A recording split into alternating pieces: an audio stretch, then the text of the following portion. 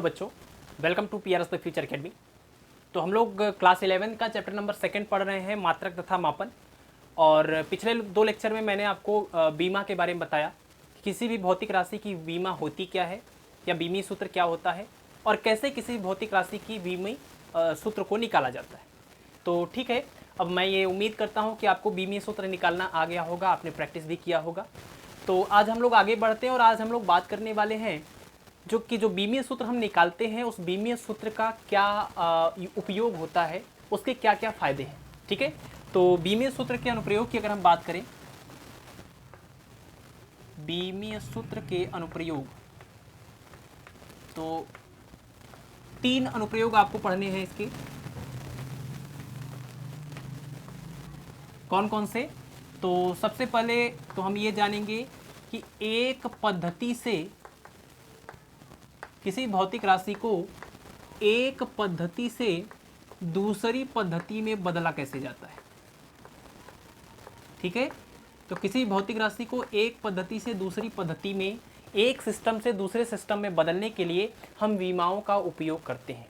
जैसे कोई भी भौतिक राशि है, अगर वो एमकेएस सिस्टम में दिया है और उसको हमें सीजीएस में बदलना है, तो विमाओं का उपयोग करके ये काम बहुत आसानी से हो सकता है। ठीक है, कोई अगर सीजीएस में दिया है उसको हमको एमकेएस में बदलना है, तब भी हम कर सकते हैं। ठीक है, तो जिस चीज़ के लिए आपको बड़े बड़े कैलकुलेशन करने की ज़रूरत पड़ती है, विमाओं का उपयोग करके आप उसको बहुत ही सिंप्लिसिटी के साथ बहुत ही आसानी से उसको सॉल्व कर सकते हैं। तो पहला तो यही है कि एक पद्धति के मात्रक को दूसरी पद्धति के मात्रक में बदल सकते हैं। दूसरा है कोई भी सूत्र के सत्यता की जांच कर सकते हैं। किसी भी सूत्र के सत्यता की जांच भी हम इसी की मदद से कर सकते हैं कि कोई भी फार्मूला करेक्ट है कि नहीं करेक्ट है। आप विमाओं का उपयोग करके ये चीज़ बहुत ही आसानी से बता सकते हैं। ठीक है, और तीसरा जो उपयोग है वो है किसी भी मतलब दो या दो से अधिक भौतिक राशियों के बीच में संबंध स्थापित कर सकते हैं। अगर आपसे कोई बता दिया जाए कि जो गुरुत्वीय त्वरण है जी की वैल्यू है, या ये करीजे सरल लोलक का जो आवर्तकाल है वो उसके प्रभावी लंबाई पर निर्भर करती है और उसके गुरुत्वीय त्वरण पर निर्भर करती है, मतलब जहाँ पर वो है वहाँ के गुरुत्वीय त्वरण पर निर्भर करता है। तो अगर आपको बस इतनी इन्फॉर्मेशन बता दी जाए तो आप उसकी मदद से फार्मूला डिराइव कर सकते हैं। ठीक है, तो सूत्र की स्थापना भी आप कर सकते हैं। तो इस तरीके से आप बीमाओं का उपयोग यहाँ कर सकते हैं। किसी भी भौतिक राशि को एक पद्धति से दूसरी पद्धति में बदल सकते हैं। आप किसी भी सूत्र को चेक कर सकते हैं कि करेक्ट है कि नहीं है। आप कोई भी फार्मूले का डेरिवेशन भी कर सकते हैं इसी की हेल्प से। ठीक है, तो ये 3 अनुप्रयोग में से आज मैं आपको बताने वाला हूं कि एक पद्धति के मात्रक को दूसरी पद्धति के मात्रक में कैसे चेंज किया जाता है by the use of dimensional equation.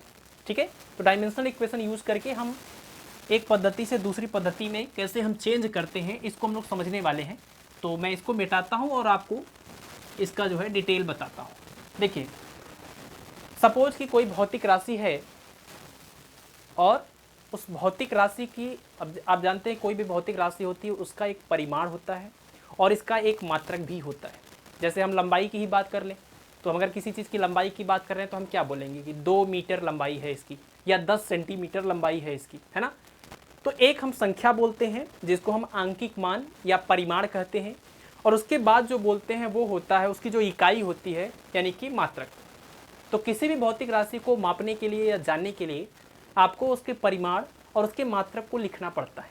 ठीक है, तो सपोज कि किसी भौतिक राशि का जो परिमाण है, किसी भी भौतिक राशि का जो परिमाण है, परिमाण यानी कि आंकिक मान जो है, परिमाण या आंकिक मान यानी न्यूमेरिकल वैल्यू जो है वो है n। ठीक है, और उस भौतिक राशि का जो मात्रक है, मात्रक यानी कि यूनिट यानी कि इकाई, उसको हम मान ले रहे हैं u। ठीक है, तो न्यूमेरिकल वैल्यू n है, यूनिट यानी कि मात्रक u है किसी भौतिक राशि का। तो आप ध्यान रखिएगा कि किसी भी भौतिक राशि की जो मात्रक होती है, का मात्रक जो होता है वो उसके न्यूमेरिकल वैल्यू के बिल्कुल व्युत्क्रमानुपाती होता है। यानी किसी भौतिक राशि का अगर आप मात्रक बड़ा लेते हैं तो नंबर आप छोटा भी लिख देंगे तो काम चल जाता है। ठीक है, लेकिन अगर आप उसके मात्रक को छोटा मात्रक यूज कर रहे हैं तो आपको वो नंबर बड़ा करना पड़ता है। एग्जाम्पल मैं आपको यहाँ पर दे रहा हूँ। देखिए, जैसे आप लिखते हैं ना कि 1 मीटर बराबर क्या होता है 100 सेंटीमीटर की, है ना। तो हम मान लीजिए ये लंबाई एक भौतिक राशि हम उसकी बात कर रहे हैं, तो अगर किसी चीज़ की लंबाई 1 मीटर है तो हम उसको 100 सेंटीमीटर भी लिख सकते हैं। ये दोनों अलग चीज़ें तो है नहीं, बिल्कुल एक दूसरे के बराबर होती हैं। तो आप यहाँ पर देखिए कि जो मीटर है वो क्या है, वो है यूनिट, और जो यहाँ 1 लिखा है वो क्या है, वो है नंबर। इसी तरीके से यहाँ पर जो सेंटीमीटर है वो है यूनिट, और जो 100 है वो है नंबर। तो जरा आप देखिए यहाँ पर कि जब आपने ये सेंटीमीटर वाली यूनिट यूज़ करी, यानी छोटा मात्रक आपने प्रयोग किया, तो आपको नंबर बड़ा रखना पड़ा, 100 लिखना पड़ा, जबकि यहाँ पर 1 लिखा था। और इस साइड आप देख लीजिए, मात्रक जब आपने बड़ा यूज़ किया तो आपको नंबर छोटा रखना पड़ा। ये पूरी चीज़ और ये पूरी चीज़ आपस में एक दूसरे के बराबर है।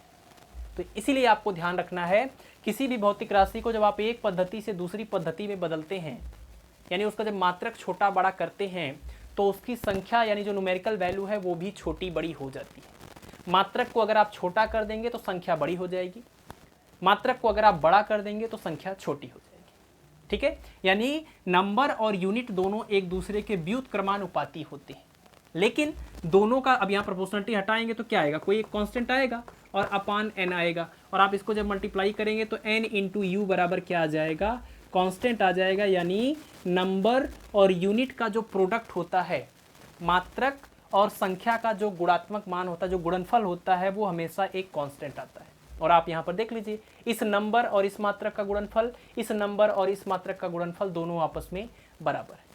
ठीक है, इसीलिए आप ये कह सकते हैं कि n1 u1 बराबर n2 u2, जहाँ पर n1 क्या है, पहली पद्धति में उस भौतिक राशि का नंबर यानी कि संख्यात्मक मान, और u1 क्या है, उस पहली पद्धति में उस भौतिक राशि का मात्रक। इसी तरीके से ये दूसरी पद्धति का नंबर है, ये दूसरी पद्धति का यूनिट है। ठीक है, तो पहला जो उपयोग है कि एक पद्धति से दूसरी पद्धति में बदलने के लिए, तो वहाँ पर आप ये फार्मूला यूज़ करने वाले हैं, n1 u1 बराबर n2 u2। आप पद्धति भले ही बदलेंगे, लेकिन नंबर और यूनिट का जो गुणनफल होगा वो हमेशा कांस्टेंट आएगा। तो आप जानते हैं, अब देखिए ये इसी को अगर हम आगे और चाहें तो मॉडिफाई कर लें, यूनिट को अगर हम डायमेंशन के रूप में इसी बात को करें, तो आप जानते हैं ना कि जो बीमीय सूत्र होता है वो मात्रकों के आधार पर लिखा जाता है। तो जहाँ पर ये यूनिट की बात हो रही है, हम उसी यूनिट की जगह पर हम मात्रक बीमीय सूत्र भी लिख सकते हैं। तो u1 और u2 की अगर हम बात करें, तो पहली पद्धति में जो u1 होगा वो इस तरीके का हो सकता है, m1 power a, l1 power b, t1 power c, ऐसा हो सकता है। कोई भौतिक राशि का अगर हम बीमीय सूत्र लिखें, किसी एक पद्धति नंबर 1 हम बोल रहे हैं, उसमें हम बीमीय सूत्र लिखेंगे तो mlt टाइप का होता है। अब इसका पावर यहाँ पर कुछ भी हो सकता है ना, मास की बीमा, लंबाई की बीमा, टाइम की बीमा, अलग अलग कुछ भी हो सकती है, तो हमने ABC नाम दिया है। लेकिन इसी भौतिक राशि को जब हम दूसरी पद्धति में लिखेंगे तो क्या होगा, ज़्यादा से ज़्यादा क्या होगा, आप जानते हैं कि दूसरी पद्धति में जाएंगे तो इसकी बीमा, ऊपर की बीमा नहीं बदलती, बहुत होगा कि आप जो यहाँ पर किलोग्राम लिखे थे वो ग्राम आएगा, यहाँ पर आप जो आपने मीटर लिखा था वो सेंटीमीटर आएगा, यहाँ पर जो आपने सेकंड लिखा था वो तो सेकंड ही आएगा। तो आप इसको ये मान लीजिए कि m2, l2 और t2 हो सकता है, लेकिन इसकी बीमा वही रहेगी। ठीक है, तो अगर आप u1 और u2 की जगह पर इस तरह से बीमीय सूत्र को प्रयोग करें तो यहाँ से आपको क्या रिलेशन मिलेगा, ये रिलेशन आपको देखिए क्या मिलेगा, n1 into m1a l1b t1c is equal to n2 into m2a l2b और t2c। ठीक है, अब आप इसको डिवाइड कर दीजिए इधर लाके, तो n2 बराबर मिलेगा आपको, n2 बराबर n1, और ये ब्रैकेट में आ जाएगा m1 और ये m2 दोनों एक साथ कर लीजिए, तो m1 अपान m2 का होल पावर a, इसी तरीके से l1 अपान l2 का होल पावर b, और इसी तरीके से t1 अपान t2 का होल पावर क्या हो जाएगा, इसका होल पावर हो जाएगा c। ठीक है, तो अगर आपको किसी भी एक पद्धति में उस भौतिक राशि का नंबर यानी आंकिक मान पता हो, और उस भौतिक राशि की बीमा तो आप निकाल ही लेंगे, जो भी भौतिक राशि है, जैसे अगर वेग है तो LT-1, त्वरण है तो LT-2, बल है तो MLT-2, तो जो भी भौतिक राशि होगी उसकी बीमा यानी बीमी सूत्र आप लिख लेंगे। ठीक है, तो अगर आप इसको लिख लेते हैं और ये संख्या लिख लेते हैं तो आप दूसरी पद्धति में जिसमें आप बदलना चाहते हैं उस पद्धति में आप संख्यात्मक मान भी पता कर सकते हैं। ठीक है, तो इतनी चीज़ों को आप नोट कर लीजिए। अब मैं इस सारी चीज़ को एक एग्जाम्पल लेता हूँ और उसके माध्यम से आपको ये पूरे प्रोसेस जितना भी मैंने अभी तक यहाँ पर डिस्कस किया है वो आपको समझाता हूँ। चलिए, तो ये मैंने एग्जाम्पल ले लिया है कि MKS पद्धति में गुरुत्वीय त्वरण G बराबर 9.8 मीटर प्रति सेकंड स्क्वायर है, तो बीमीय विधि से इसे CGS पद्धति में बदलिए। ठीक है, अब देखिए यहाँ पर जरूरी नहीं है कि यहाँ पर उस पद्धति का कोई नाम हो। कई बार ऐसा होता है कि जो मात्रक लिखा रहता है वो ना MKS में रहता है, ना CGS में रहता है और ना ही FPS में रहता है, मिक्स रहता है वो। तो ऐसे में जरूरी नहीं कि इस पद्धति का नाम आपको पता हो। आप मात्रक यहाँ पर देख लीजिए कि G का मान 9.8 मीटर पर सेकंड स्क्वायर है, इसको CGS पद्धति में बदलना है। CGS पद्धति में बदलने का मतलब कि दूसरे तरीके से ये भी बोल सकते थे कि सेंटीमीटर पर सेकंड स्क्वायर में बदलिए, है ना। CGS में लंबाई के लिए मीटर की जगह पर क्या यूज होता है, सेंटीमीटर। तो आपको इस 9.8 मीटर पर सेकंड स्क्वायर को CGS पद्धति में यानी सेंटीमीटर पर सेकंड स्क्वायर के रूप में लिखना है, वो भी कैसे, विमाओं का प्रयोग करके।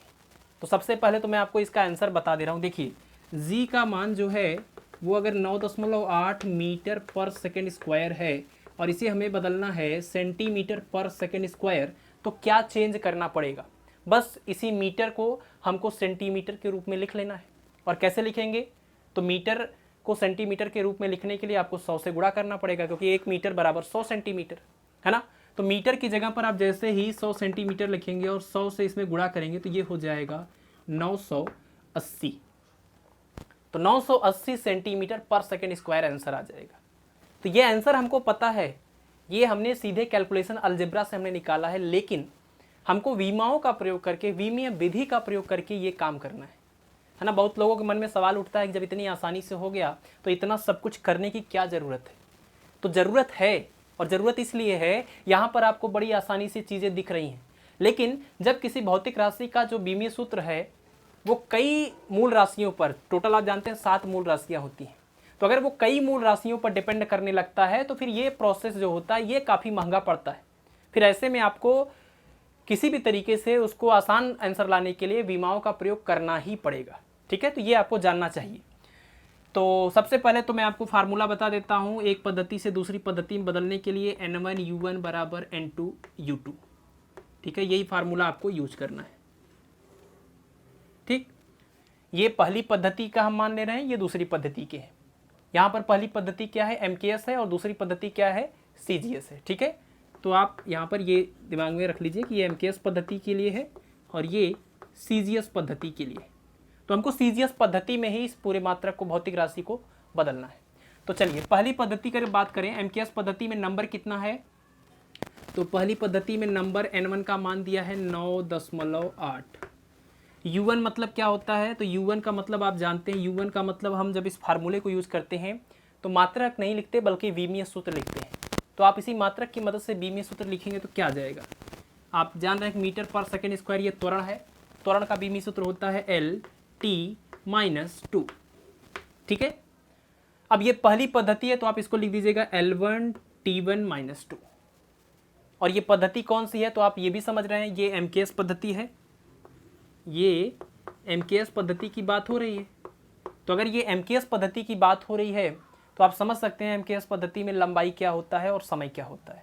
तो MKS पद्धति में लंबाई मीटर में होता है और समय, टाइम, सेकेंड में होता है। ठीक है, सेम प्रोसीजर आपको फॉलो करना है CGS यानी जिसमें आपको बदलना है उस पद्धति के लिए। और जब दूसरी पद्धति में आप बदलेंगे यानी सेंटीमीटर पर सेकंड स्क्वायर में आप लाएंगे तो यहाँ पर नंबर कितना आएगा यही आपको पता करना है। तो दूसरी पद्धति का नंबर यानी कि आपको ये N2 पता करना है। और U2 मैंने बताया था मात्रक तो बदलता नहीं है, बस इन भौतिक राशियों की जो वैल्यूज़ हैं, जो मीटर में है तो वो सेंटीमीटर में हो जाएगा। तो आप इसको लिखेंगे L2T2-2। यहाँ पर L2 का मतलब क्या है, तो यहाँ पर L मतलब लंबाई है और L2 का मतलब दूसरी पद्धति यानी कि CGS पद्धति। और अगर ये CGS पद्धति है तो लंबाई सेंटीमीटर में, और T2 क्या है, तो T2 है सेकंड। ठीक है, अब क्या करेंगे, ये सारी वैल्यूज़ को आप इस फार्मूले में रख दीजिए। सारी वैल्यूज़ को जब फार्मूले में रखेंगे तो ये आ जाएगा, N1 की जगह पर रखेंगे 9.8 और U1 की जगह पर रखेंगे L1 T1 माइनस 2, ये पूरा इज इक्वल टू N2 की जगह पर N2 रहेगा, पता करना हमको, और T2 की जगह पर ये लिखेंगे L2 T2 सॉरी U2 की जगह पर माइनस 2।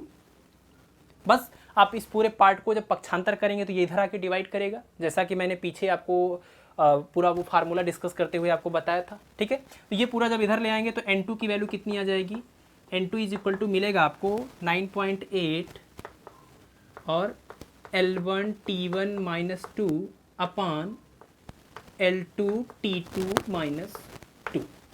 ठीक है, अब आप इसको अलग अलग कर दीजिए, लंबाई को लंबाई के साथ, समय को समय के साथ। तो N2 बराबर क्या मिलेगा, यहाँ पर लिख रहा हूँ मैं, N2 इज इक्वल टू 9.8 और L1 अपान L2 और T1 अपान T2 होल पावर माइनस 2। ठीक है, अब इसमें L1 L2 T1 T2 ये सब के लिए आपने पहले यहाँ पर लिख लिया है। L1 पहली पद्धति यानी MKS पद्धति में लंबाई है अर्थात मीटर, T1 पहली यानी MKS पद्धति में समय है तो सेकंड, इसी तरीके से L2 और T2 तो रख लीजिए इसमें इज इक्वल टू 9.8 और L1 की जगह पर ये मीटर लिखा हमने, L2 की जगह पर सेंटीमीटर और T1 की जगह पर सेकेंड, T2 की जगह पर सेकेंड पावर माइनस 2। सेकंड से सेकंड कैंसिल हो जाएगा और सेकंड से सेकंड कैंसिल होगा तो बचेगा 1 और 1 का पावर कुछ भी करते हैं तो 1 ही आता है। और मीटर है या सेंटीमीटर है तो आगे अगर इसको हम सॉल्व करें तो ऐसा लिख सकते हैं 9.8 और मीटर की जगह पर लिख सकते हैं 100 सेंटीमीटर और डिवाइडेड बाई ये सेंटीमीटर। तो सेंटीमीटर से सेंटीमीटर कैंसिल हो जाएगा, 9.8 को 100 से मल्टीप्लाई करेंगे तो 980 आ जाएगा। ठीक है, 980। और ये 980 क्या आया, तो ये 980 आया है CGS पद्धति में गुरुत्वीय त्वरण की न्यूमेरिकल वैल्यू यानी कि N2 का मान। तो बस आपको अगर N2 पता चल गया तो U2 तो आपको पता ही था ना, क्योंकि दूसरी पद्धति CGS है और CGS पद्धति में अगर इसका मात्रक लिखना है तो बस मीटर की जगह पर सेंटीमीटर लिखना होगा। तो हमको U2 पता था, हमको बस N2 ही पता करना था। तो जो भौतिक राशि का मान था ये 9.8 मीटर पर सेकेंड स्क्वायर ये MKS पद्धति में, उसी को जब हम CGS पद्धति में बदले तो उसकी जो न्यूमेरिकल वैल्यू आई 9.8 की बजाय कितना आ गया यहाँ पर 980। ठीक है, तो ये पूरा प्रोसीजर होता है बीमीय विधि से किसी भी भौतिक राशि को एक पद्धति से दूसरी पद्धति में बदलने के लिए। ठीक है, तो ये एक एग्जाम्पल हो गया। एक और एग्जाम्पल मैं आपको भी बताता हूँ। तो अगला एग्जाम्पल जो हमारा है वो है कि 1 न्यूटन को डाइन में बदलना है, वो भी बीमीय विधि से। तो अब देखिए इसमें कहीं पर ये नहीं लिखा है कि इस मतलब पद्धति किसी का नहीं दिया हुआ है, कौन MKS है कौन CGS है। तो ये आपको पता होना चाहिए कि न्यूटन MKS पद्धति में बल का मात्रक है और डाइन CGS पद्धति में बल का ही मात्रक है। ठीक है, यानी हम किस भौतिक राशि को बदलने की बात कर रहे हैं, तो हम बल को बदलने की बात कर रहे हैं। और अगर बल को बदलने की बात कर रहे हैं तो जो विमीय सूत्र लिखेंगे वो बल का ही लिखेंगे। ठीक है, तो ये MKS में है और ये CGS में, यानी हमको MKS को CGS में बदलना है, बल का मान जो MKS में दिया है उसको CGS में बदलना है। ठीक है, तो आप ध्यान रखिएगा कि न्यूटन ये बल का मात्रक है MKS पद्धति में और डाइन ये भी बल का मात्रक है CGS पद्धति में। ठीक है, तो विमाओं का प्रयोग करके हम इसको बदलेंगे। उसके लिए हम देखिए इसको, ये पहली पद्धति के रिजल्ट हो गए, ये दूसरी पद्धति का मात्रक हो गया।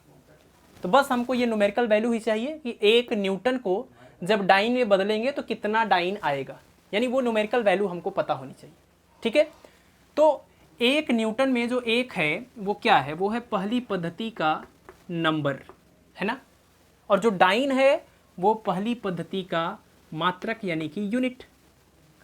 अब यूनिट या मात्रक की बात करें तो ये बल का मात्रक है, तो बल के मात्रक की जगह पर हमको बल का विमीय सूत्र लिखना पड़ेगा। और इसके लिए मैंने आपको बोला भी था कि कुछ विमीय सूत्र आपको याद रखना पड़ेगा। जैसे बल की बात करें तो MLT - 2। ठीक है, तो यहाँ पर U1 की जगह पर क्या लिखेंगे, MLT - 2 और इसको पहली पद्धति बोल रहे हैं तो 1 1 1। ठीक है, यानी MKS पद्धति में बात कर रहे हैं। तो MKS पद्धति में बल का विमीय सूत्र हमने यहाँ पर लिख दिया और ये 1 1 1 लिख दिया।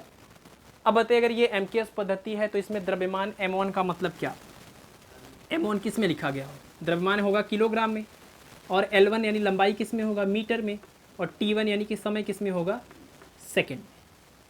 ठीक है, इसी तरीके से जिसमें आपको बदलना है और किस में बदलना है, तो हमको CGS में इसको बदलना है, यानी कि डाइन में बदलना है।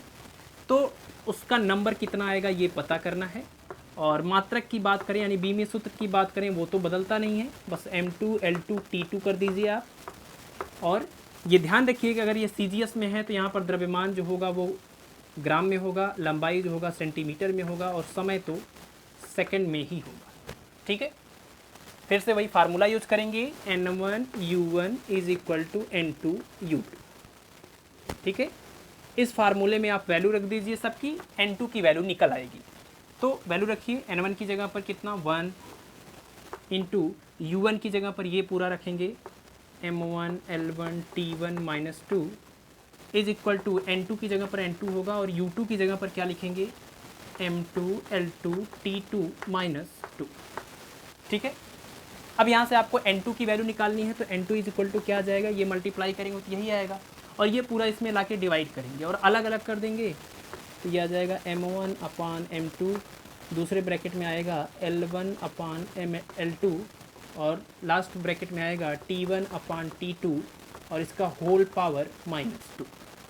ठीक है, बस अब सबका यहाँ पर जो भी वैल्यू है उसको रख दीजिए। M1 मतलब पहली वाली पद्धति में द्रव्यमान, पहली पद्धति MKS थी और इसमें द्रव्यमान किलोग्राम में आएगा, तो यहाँ पर लिखेंगे किलोग्राम अपान M2 का मतलब दूसरी पद्धति में द्रव्यमान और दूसरी पद्धति CGS है, तो यहाँ पर ये ग्राम आएगा। इसी तरीके से L1 मतलब पहली पद्धति में लंबाई यानी मीटर, और L2 मतलब यहाँ पर क्या होगा, सेंटीमीटर। T1 का मतलब सेकेंड होगा, T2 का मतलब भी सेकेंड होगा, होल पावर -2 आएगा। ठीक है, अब देखिए सेकेंड से सेकेंड कैंसिल हुआ, 1 का पावर -2 करिए, कुछ भी करिए, 1 का पावर 1 ही आता है, और मीटर को सेंटीमीटर में लिख देते हैं और किलोग्राम को ग्राम में लिख देते हैं, तो क्या आ जाएगा, यहीं से मैं आगे ऊपर कैलकुलेशन बढ़ा दे रहा हूँ। तो ये देखिए कितना आ जाएगा, यानी N2 इज इक्वल टू मिलेगा, किलोग्राम की जगह पर लिखेंगे 10 के घाते 3 ग्राम यानी 1000 ग्राम, और ये बटे में ग्राम, गुणे मीटर की जगह पर लिखेंगे 100 सेंटीमीटर यानी 10 के घाते 2 सेंटीमीटर, और बटे में सेंटीमीटर। सेंटीमीटर सेंटीमीटर, ग्राम से ग्राम कैंसिल होगा, 10 के घाते 3 गुणे 10 के घाते 2 यानी कि 10 के घात 5 है ना।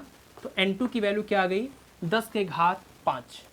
यानी दूसरी पद्धति में जब हम इस 1 न्यूटन को बदलेंगे इस डाइन में, तो नंबर कितना आएगा यहाँ पर, वो नंबर आएगा 10 के घात 5। अर्थात आप लिख सकते हैं कि 1 न्यूटन बराबर कितना डाइन, तो वो जो कितना आएगा, वो जो नंबर आएगा वो हमने निकाल दिया, और वो आएगा 10 के घात 5 डाइन। ठीक है, तो इस रिजल्ट को भी आप याद रखिए, 1 न्यूटन बराबर 10 के घात 5 डाइन होता है। और ये प्रोसीजर भी आपने समझ लिया 2 एग्जाम्पल की मदद से, कैसे एक पद्धति से दूसरी पद्धति में किसी भौतिक राशि को विमाओं का उपयोग करके हम बदल सकते हैं। ठीक है, तो ये आप कर लीजिए, और आपका मैं होमवर्क दे देता हूँ। और होमवर्क क्या है, होमवर्क ये है आपका कि आपको बीमीय विधि से 1 जूल को अर्ग में बदलना है। ठीक है, ये आपका सवाल है कि यहाँ अर्ग के सामने वो नंबर कितना आएगा, यही आपको बताना है। ठीक है, और इसके लिए पहले तो आप ये पूरा प्रोसीजर फॉलो करेंगे, कैलकुलेशन करेंगे, तो रिजल्ट निकल के आएगा। और आपको कमेंट बॉक्स में कमेंट करके यहाँ पर जो नंबर आएगा वो नंबर भी आपको बताना है कि 1 जूल बराबर कितना अर्ग होता है। ठीक है, चलिए, तो आज के लेक्चर में इतना ही। एक पद्धति से दूसरी पद्धति में बदलना आप सीख चुके हैं, एग्जाम्पल मैंने बता दिया है, होमवर्क भी आपको दे दिया है। अब मिलते हैं आपसे नेक्स्ट लेक्चर में, और नेक्स्ट लेक्चर में हम इसका दूसरा अनुप्रयोग देखेंगे कि किसी भी सूत्र की सत्यता की जांच बीमाओं का उपयोग करके हम कैसे कर सकते हैं। तब तक खुश रहिए, आप स्वास्थ्य का ध्यान रखिए, पढ़ाई करते रहिए। धन्यवाद।